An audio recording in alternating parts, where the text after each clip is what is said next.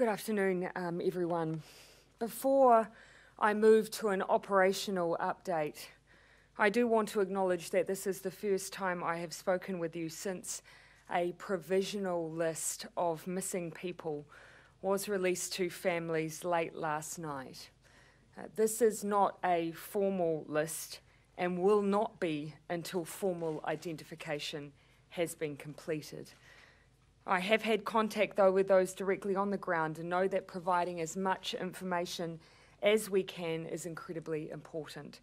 But I also know the receipt of that provisional list last night will, of course, have been devastating.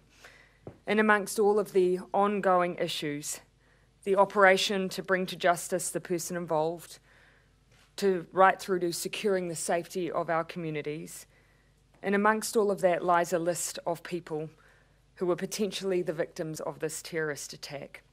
They were loved ones and they were New Zealanders. Many of you will know that today I went to Kilburnie Mosque to lay flowers with Wellington Mayor Justin Lester and to meet with Islamic community leaders.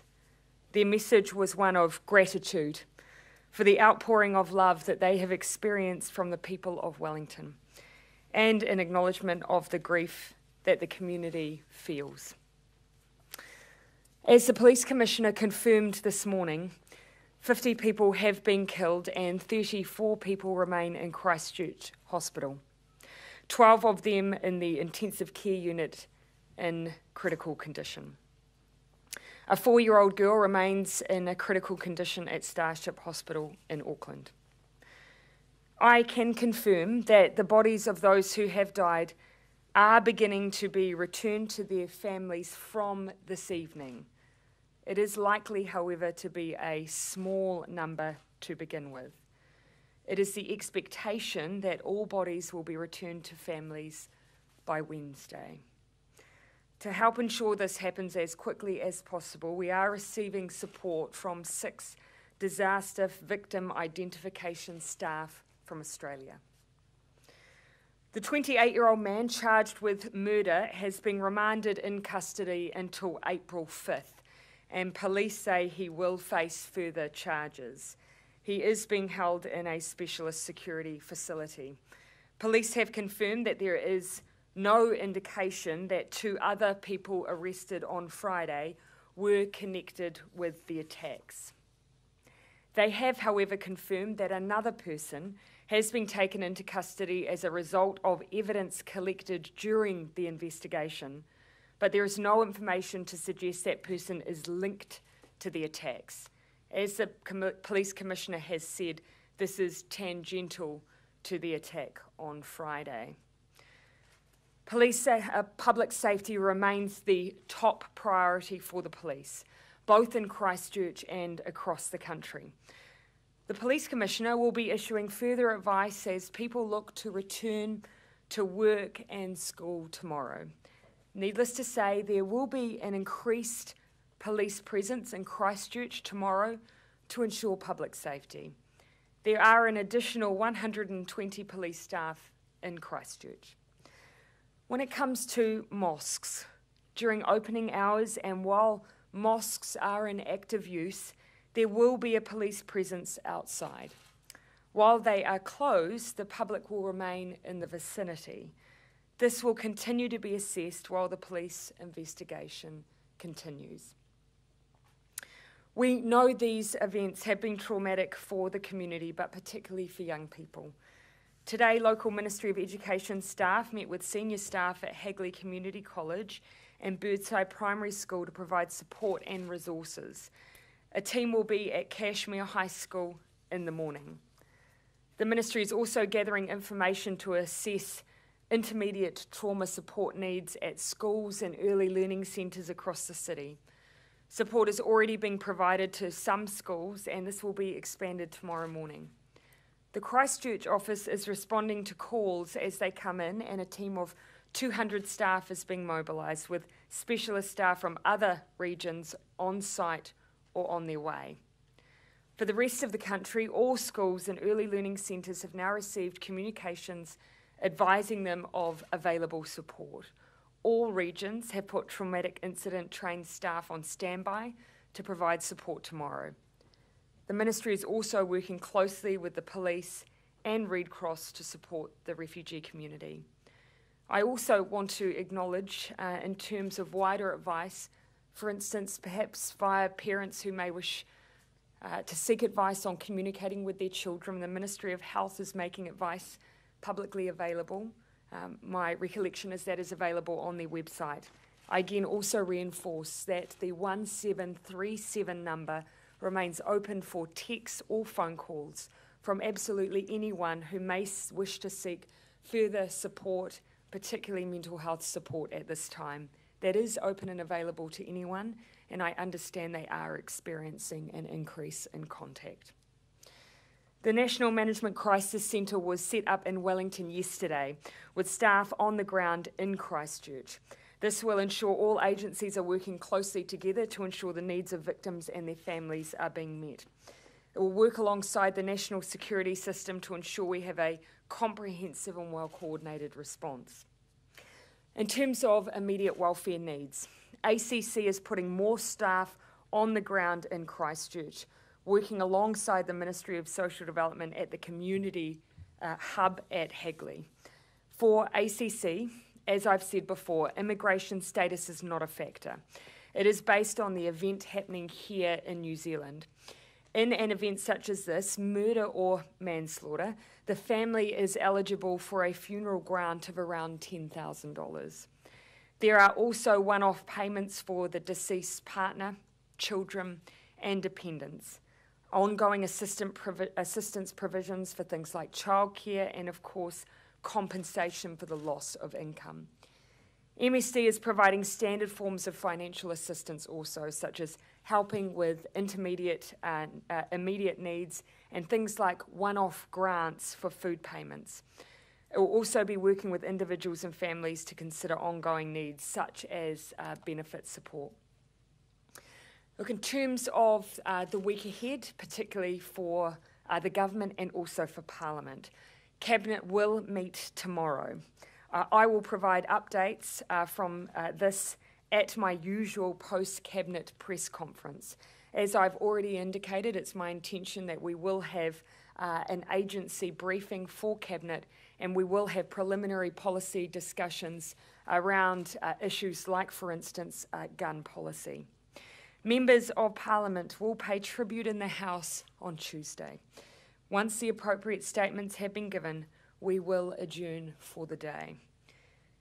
Communities are paying their respects and expressing their grief and support in a number of ways throughout New Zealand.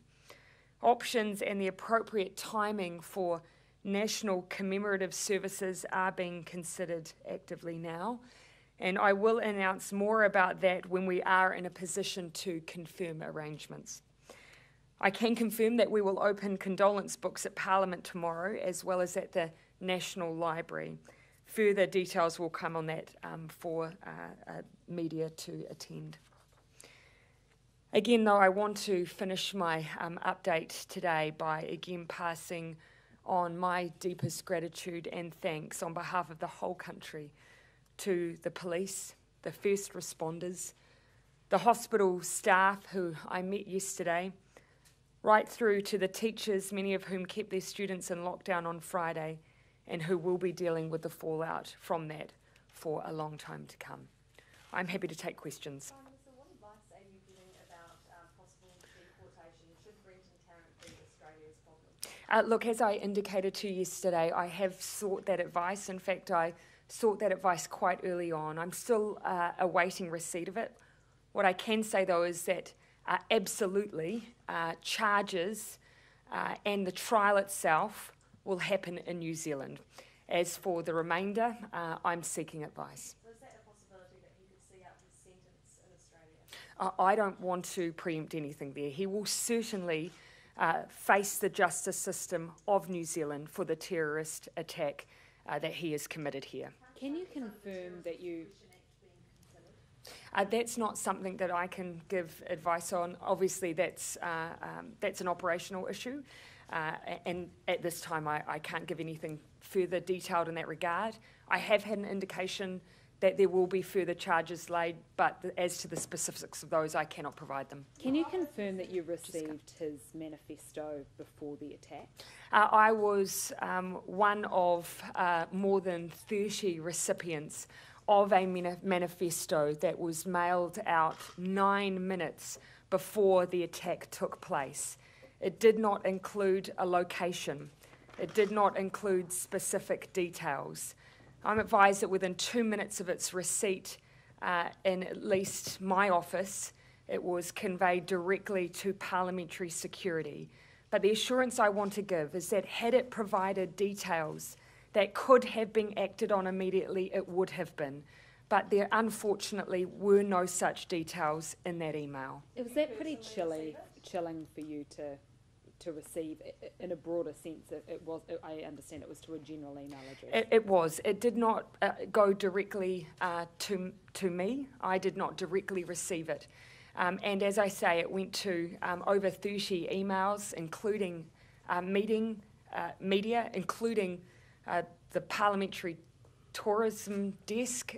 It went quite widely. But again, the fact that there was an ideological manifesto with extreme views attached to this attack, of course, is deeply disturbing. Have you read it? Sorry, have you I? read it? Elements, yes, I have.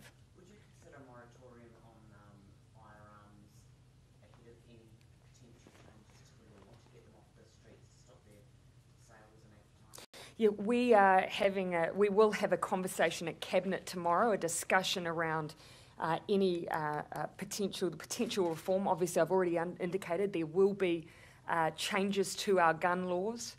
There will be more detailed discussion with Cabinet tomorrow. I have heard and seen reports, but as yet unverified, of potential activity. But as yet, I haven't received official advice as to whether or not there's been any change in purchases. That's something I have asked for follow-up information on. Would you find that disturbing that people, in the light of the events of the last couple of days, that people would be going... I want to get to the bottom of whether or not that has indeed occurred. We're hearing anecdotally, though, that gun shop owners are busier than usual. Is that concerning to you off the back of what we saw in Christchurch? Again, we cannot be deterred from the work that we need to do on our gun laws in New Zealand. They need to change, regardless of what activity may or may not have happened with gun retailers. They will change. Prime Minister. Will you have the cooperation of New Zealand First, which has been very low on gun reform in the past? Again, as I've already indicated, there will be changes to our gun laws. We will be discussing some of the more detailed policy elements at Cabinet tomorrow. Of course, I have had conversations directly with the Deputy Prime Minister, as you would expect already. But again, I'll leave until we've had those policy discussions before I give you further detail. Are you going to discuss those other elements that you talked about? They also go about potential changes to border control, the watch list process in particular. Are you expecting to get an update on that as well? We will have an agency update for all Cabinet members tomorrow.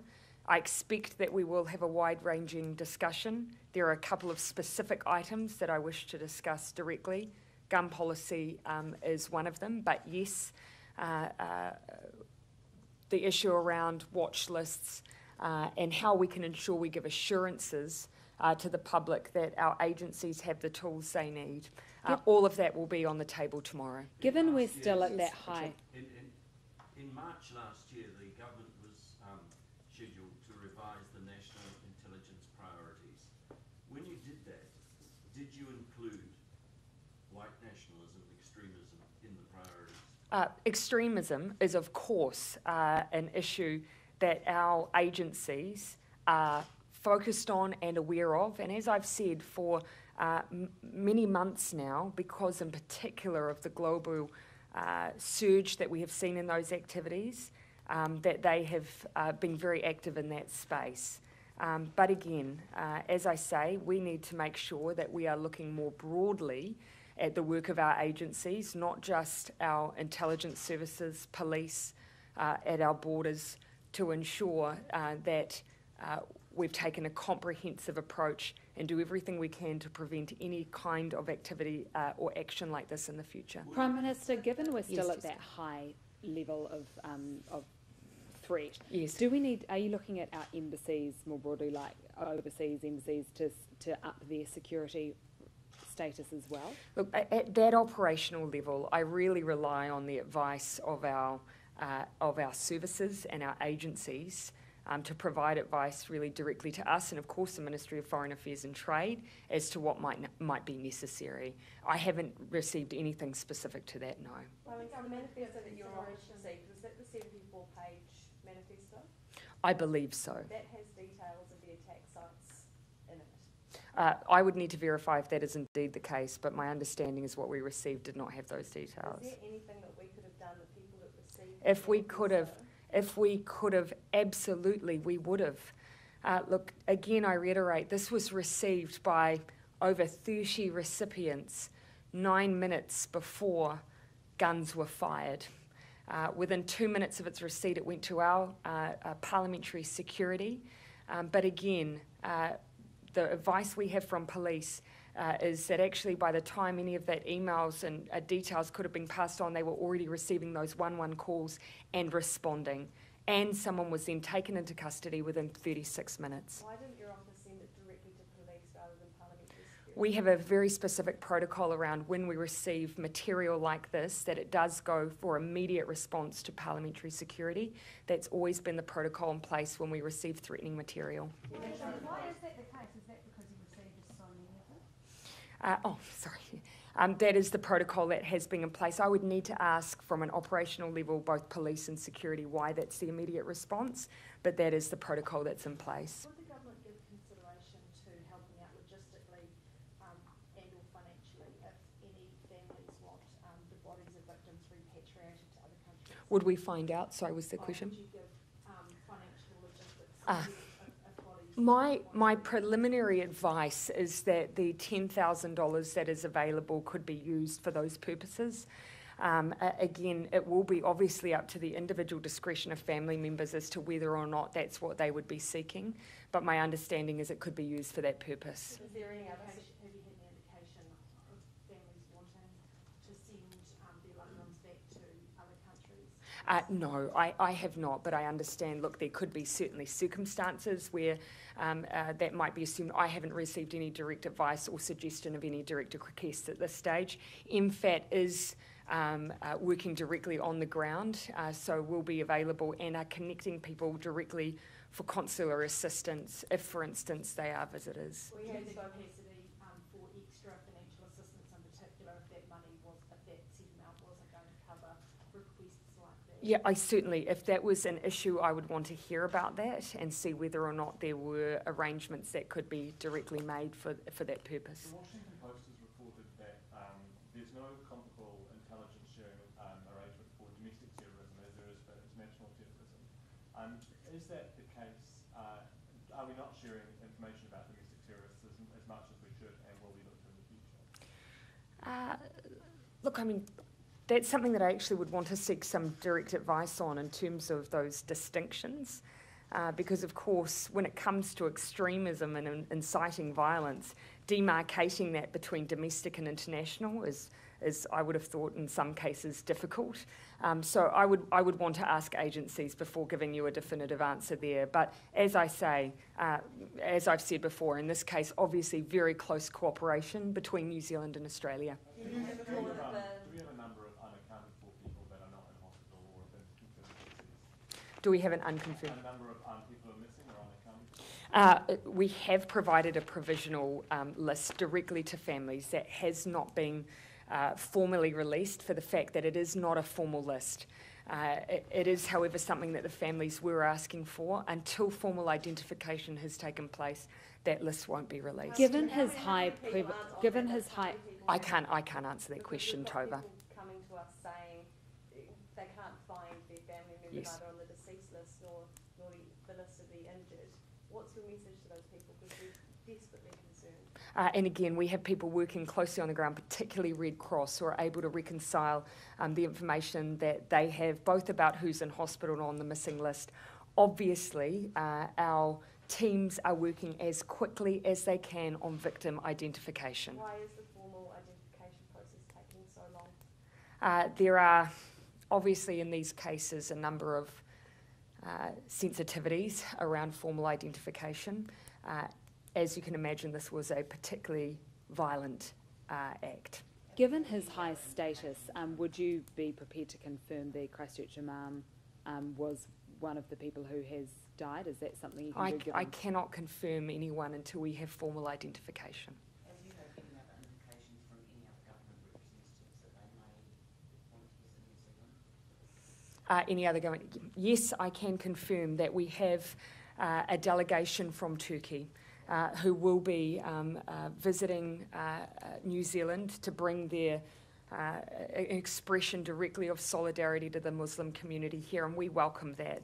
At this stage, it's not clear the number of Turkish nationals affected, but it is obviously a significant Muslim country who wish to express their solidarity with New Zealand, and we welcome that. Will the government About Malaysia and Indonesia, have they expressed any interest in sending representatives? I haven't had direct advice on that. I wouldn't rule that out for commemorative services, for instance, but I haven't had a formal indication at this stage. Do you think that Facebook, Twitter and Google should be regulated in any way to stop their platforms live streaming and being used to weaponise this sort of message?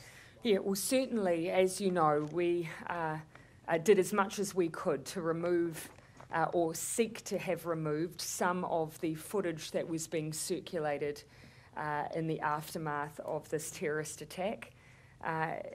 Ultimately, though, it has been up to those platforms to facilitate their removal and support their removal. You know, I do think that there are further questions to be answered. You know, obviously these social media platforms have wide reach. This is a problem that goes well beyond New Zealand. It has played out in other parts of the world. So whilst we might have seen action taken here, that hasn't prevented them being circulated beyond New Zealand shores. This is an issue that goes well beyond New Zealand, but it doesn't mean we can't play an active role in seeing it resolved. This happened because Facebook has live streaming. Yes. Was live streamed and then it was recorded and Yes. printed and sent around. And distributed. Should Facebook stop live streaming? Well, certainly I've had contact from Sheryl Sandberg. I haven't spoken to her directly, but she has reached out and an acknowledgement of what has occurred here in New Zealand. And this is an issue that I will look to be discussing directly with Facebook. What did she say? What did Sheryl Sandberg say? An acknowledgement, sharing obviously condolences as many have. Did she discuss at all the fact that Just acknowledging I have met Sheryl Sandberg in the past, so there is that. the live streaming? I haven't had a discussion, a substantive discussion, no. It was, again, we were in receipt of a message. Are you surprised that Mark Zuckerberg himself has not expressed condolences? Tim Cook has, and he did express condolences immediately after a live streaming of a murder in Cleveland. Again, it is not for me to sit and make determinations of the way that others should be responding. It's my job to make sure that we have, in the long run, a policy response that acknowledges exactly what has happened on our shores. But At our this stage of intelligence the, at this stage of the government's sort of thinking about this, are you considering any sort of formal review or inquiry into both the events leading up to the tragedy and also the lessons that can be learned out of it? So We have certainly already said over the course of a number of days, I've acknowledged that there are questions that are being raised that we know that we need to give assurances to the public and answer. And I will be discussing that very issue with Cabinet tomorrow. Could our intelligence agencies see more funding or bolstered powers after this attack and their failure, I suppose, to pick this guy up? I would Parts of it? look, no question that we need to have a comprehensive response to the range of issues and questions that this has raised for us. I will be having these discussions with Cabinet tomorrow. I don't want to preempt that, but I will be looking to move as swiftly on those areas where we need to respond as I can. Is that something you consider, though, increasing the again, I need to make sure that whatever action we take, it actually would have been the kind of thing that could have made a difference in this case. Will the discussion, will this, Yeah. On the gun law changes, has the Leader of the Opposition indicated whether he would assist in reaching a parliamentary consensus on the... I've certainly acknowledged with him directly that that we will be pursuing some work in this area. Obviously, I've stated that publicly, so he obviously was already aware of that. And I did state that we would be sharing our plans directly with the opposition, but of course my first step is a conversation with Cabinet. Prime Minister, when you talked earlier about leniency for ACC for funeral costs, etc., for people who aren't citizens of New Zealand, would you expect to have some leniency for people who are, say, on work visas and don't want to stay in Christchurch? Would you be looking at things like that, making some exemptions in this case? Yeah, look, what will be clear to you is that obviously we're trying to build a picture of those who have been directly affected here. At the moment, we do not have a formal, we have an informal but not a formal list of those who may have fallen victim of this terrorist attack. But it is fair to say that I am interested in the overall ongoing well-being of the families affected. So there is more work there to be done. will the discussion in Cabinet tomorrow include looking at whether to ban semi-automatics and whether to create a gun register? Again, I'll be reserving my ability to have that conversation directly with Cabinet before I share any of that more widely. I've already said there will be gun law changes, and there will be. The nature of those changes I'm looking to move on as quickly as we can, but I do need to talk them through with Cabinet, and then we'll look to share them publicly as soon as we're able. Why not declare a moratorium on imports now to stop a last-minute surge of these things? Again, I need to verify whether or not that has indeed been the case. But again, we are still looking to move as quickly as we can, regardless. There's a person called Zachariah Boydum who was in the mosque. He's neither on the deceased list nor the list of the injured, and his friends have made a desperate plea at Hagley Park today. What's your message to them? I'm happy to take that message away, that name away, and see what I can do with our authorities and agencies to try and square what's happened there. I would reiterate again, the list that was released yesterday is very much an informal list of the missing. It is not a formal verified list at this stage, so it will not necessarily be complete. I know that, of course, this is the uncertainty continues to cause distress. We are doing what we can. Agencies on the ground are doing what they can to move as quickly as possible. That is why we've brought in members of the Australian victim identification teams to try and process what needs to be done as quickly as possible. What did you think of the comments? Tracy. The which victim, sorry, Tracy? Yes. No. Also, just in relation to the gun laws, do you think you can act within days or even a couple of weeks in Australia? Yeah, my understanding was announcements, even if actually my understanding is the legislative process took some time, but announcements were made within several weeks. And so obviously there's policy work and regulatory changes still obviously take time, but I'm looking to provide a very clear steer and direction as soon as I can. When it comes to the 50th victim, look, there's nothing specific that I can really say other than an acknowledgement that the scale of this terrorist attack, I think, was magnified by the fact that that initial count was not a complete one. What do you think of the Okay, comments? I'll take just two more questions if I can. What did you think of the comments from the Australian Senator Fraser Annan about which appeared to blame the victims in the attack? They were a disgrace. Any other questions? New Zealand have to seek a special arrangement with Australia in order to deport the murder offenders? Look, there is some legal complexities here. That's why I'm seeking some advice. But again, what I can say is this person will face the New Zealand justice system. All right? Last question. Again, it's an area in which I'm seeking advice. What I can say is that in the cases where you have seen deportation, it's generally at the conclusion of sentence being served. Okay, thanks everyone.